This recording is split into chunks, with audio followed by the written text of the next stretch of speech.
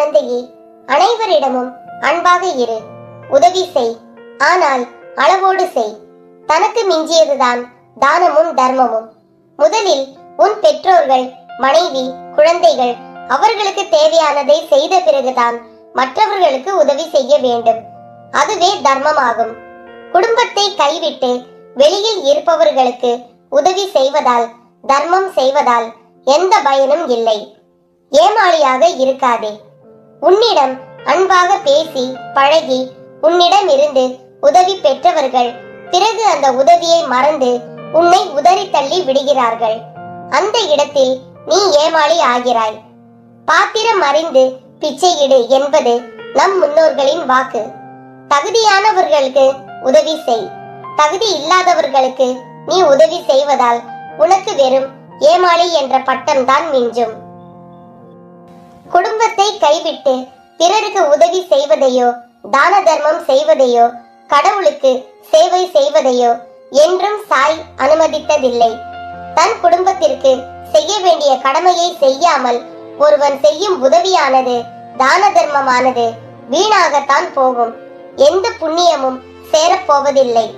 அதனால் சாய் சொல்வது போல் நம் குடும்பத்திற்கு தேவையான கடமைகளை செய்த பிறகு, உன் குடும்பத்திற்கு தேவையானதை சேர்த்து வைத்த பிறகு நீ செய்யும் தான தர்மமானது புண்ணியத்திற்கு இடம் கொடுக்கும். தகுதி இல்லாதவர்களுக்கு உதவி செய்து ஏமாளி ஆகாதே. இல்லத்தாருடைய கடமைகள் என்பது உயிர்களிடம் அன்பு, பக்தர்களுக்கு சேவை, கடவுளின் புனித நாம ஜெபம் ஆகியவை. உனக்கு மன அமைதி வேண்டுமானால் பிறரிடம் குற்றம் காணாதே. அதற்கு பதிலாக உன் குற்றங்களையே எண்ணிப்பார். தேனி மலரை தவிர எதன் மீதும் உட்காராது. அதுபோல உண்மையான துறவி இறை ஆனந்தத்தை தவிர வேறு ஆனந்தங்களை ஏற்றுக்கொள்ள மாட்டார். ஆன்மாவில் நிலை பெற்றிரு. அப்போதுதான் உலகத்தை உண்மையில் நேசிக்க முடியும். எப்போதும் மிக உயர்ந்த நிலையில் இரு. நமது இயல்பு உலகம் தழுவியது என்பதை அறிந்து இந்த உலக நாடகத்தை முழு அமைதியுடன் பார்க்க வேண்டும். எல்லாவற்றையும் புரிந்து கொண்டோமானால் எல்லாவற்றையும் மன்னித்து விட முடியும். வலிமையே வாழ்வு, பலவீனமே மரணம். வெற்றிக்கும் தோல்விக்கும் சிறு வித்தியாசம்தான். கடமையை செய்தால் வெற்றி, கடமைக்கு செய்தால் தோல்வி. முயலும் வெற்றி பெறும், ஆமையும் வெற்றி பெறும். ஆனால் முயலாமை ஒரு நாளும் வெற்றி பெறாது. கடவுளுக்காக நீங்கள் காத்திருக்க வேண்டியதில்லை. அவர் உங்களுக்காக காத்திருக்கிறார். கடவுள்தான் வாழ்க்கை.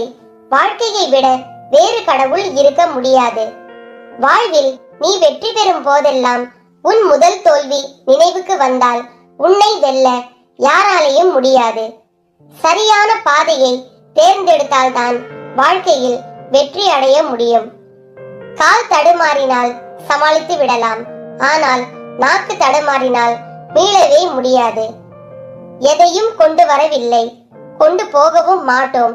ஆனால் எதையாவது கொடுத்துவிட்டு போகலாமே. கொடுக்காவிட்டாலும் பரவாயில்லை, கெடுத்துவிட்டு போகாதே. நம்மை உயர்த்தும் 7 விஷயங்கள்: ஏழ்மையிலும் நேர்மை, கோபத்திலும் பொறுமை, தோல்வியிலும் விடாமுயற்சி, வறுமையிலும் உதவி செய்யும் மனம், துன்பத்திலும் துணிவு, செல்வத்திலும் எளிமை, பதவியிலும் பணிவு. அலட்சியம் செய்து உண்மையான அன்பை இழந்து விடாதீர்கள். இழந்ததை மீண்டும் பெறுவது மிகவும் கடினம்.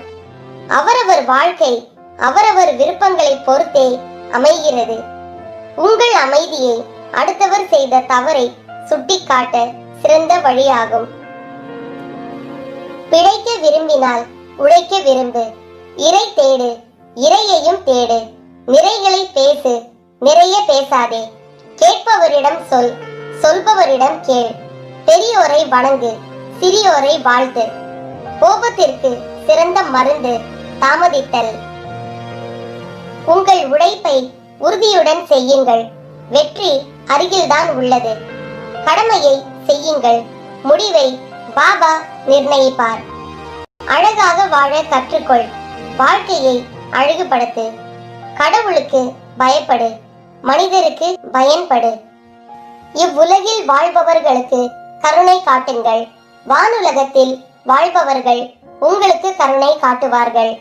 பிறரை நம்மோடு ஒப்பிட்டு வாழ்வதை தவிர்க்க வேண்டும். நம் வீண் கர்வத்தை சில சமயத்தில் கைவிட்டுதான் ஆக வேண்டும். உங்களுக்குள் ஒளியை தேடுங்கள். அந்த ஒளி உங்கள் உள்ளிருந்து சுடர் விடுமாறு வாழுங்கள். இதை தவிர வேறொரு பிரகாசமான ஒளி கிடையாது. இன்பத்தின் ரகசியம் நீ விரும்புவது அல்ல, நீ செய்வதை விரும்புவதுதான். எப்பொழுது எதிர்பார்ப்புகளை மறந்து ஏற்றுக்கொள்ள ஆரம்பிக்கிறீர்களோ அப்பொழுதே உங்கள் ஏமாற்றங்கள் படிப்படியாக குறையும். உதவிகள் இல்லாமல் கடவுள் பிரச்சனைகளை கொடுப்பதில்லை. எங்கே பயணத்தை தொடங்கினோம் என்பது முக்கியமல்ல, எங்கே சென்றடைவோம் என்பதே முக்கியமானது. பலமுறை சிந்தியுங்கள், ஒரு முறை முடிவெடுங்கள். சாதனை என்பது நம்மால் செய்ய முடிவதை செய்வது அல்ல, செய்ய முடியாததை வெல்வது. தோல்வியினால் சோர்வடைகிறவன் கோழை. தோல்வி வந்தால் பொறுமை அவசியம், வெற்றி வந்தால் பணிவு அவசியம், எதிர்ப்பு வந்தால் துணிவு அவசியம். எது வந்தாலும் நம்பிக்கை அவசியம். மாற்றம் இருப்பதுதான் வாழ்க்கை. எல்லோருடைய வாழ்க்கையும் ஒரு மெழுகுவர்த்தி போலதான். தூரத்திலிருந்து பார்த்தால் ஒளி மட்டும் தெரியும்.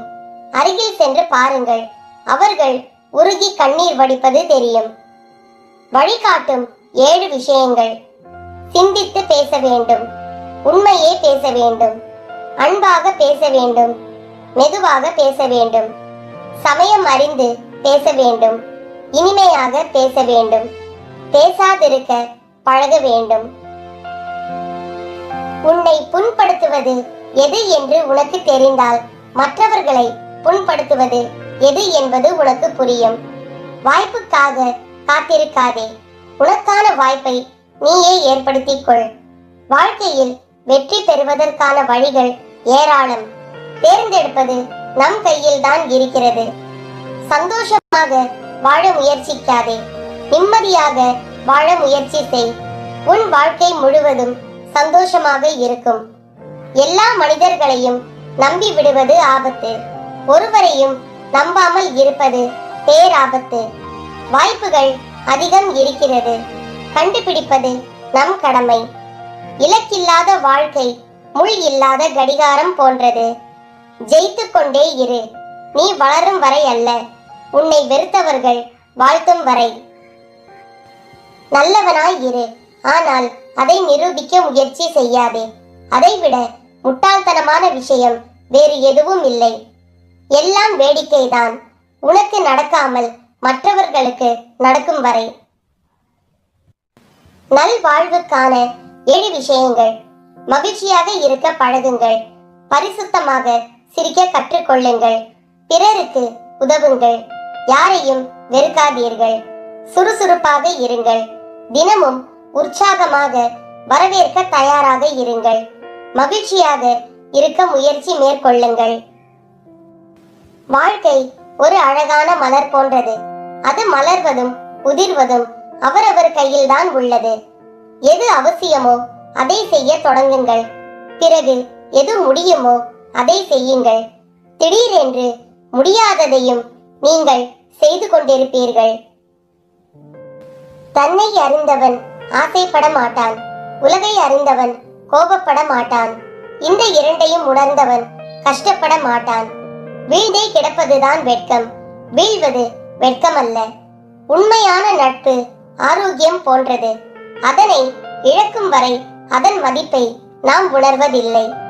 நல்ல புத்தகங்கள் நல்ல கனவுகளை வளர்க்கும், நல்ல கனவுகள் நல்ல எண்ணங்களை உண்டாக்கும், நல்ல எண்ணங்கள் நல்ல செயல்களை உருவாக்கும். பல தோல்விகளை சந்தித்தேன். வெற்றி கிடைத்த போது ஒவ்வொரு தோல்வியும் வெற்றி என அறிந்து கொண்டேன். நாம் நம் செயல்களை தீர்மானிக்கிறோம், நம் செயல்கள் நம்மை தீர்மானிக்கின்றன. உண்மையை மட்டும் பேசி பழகினால் பேசிய அனைத்தையும் நினைவில் வைத்துக் கொள்ள வேண்டிய அவசியம் இருக்காது. இவ்வுலகில் எதுவும் நிரந்தரம் இல்லை. நம் பிரச்சனைகளும் அப்படியே. அதிகாலையில் எழுந்து செல்லும் பறவைக்கே அதிக இரை கிடைக்கும். விடாமுயற்சி மட்டுமே நம் வாழ்க்கையை மாற்றி அமைக்கும். ஜெய் சாய்ராம்.